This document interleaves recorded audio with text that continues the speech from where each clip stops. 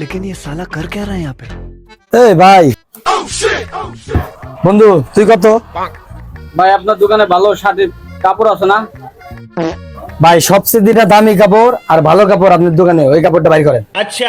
लेकिन एक सेकंड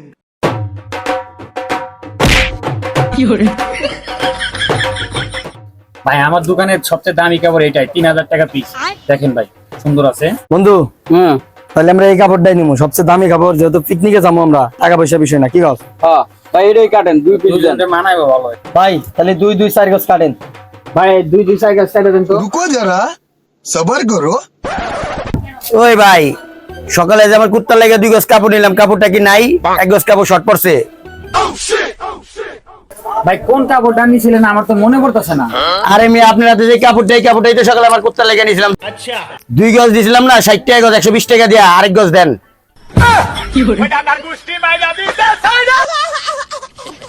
ওই বেটা তুই তো আসলে একটা ফাউল। কুত্তার কাপড় 60 টাকা গজ, এই কাপড়টি আমার কাছে 3000 টাকা দাম চাস। দেখ তোর দোকান তো কাপড়ই কিলো। চল সামনে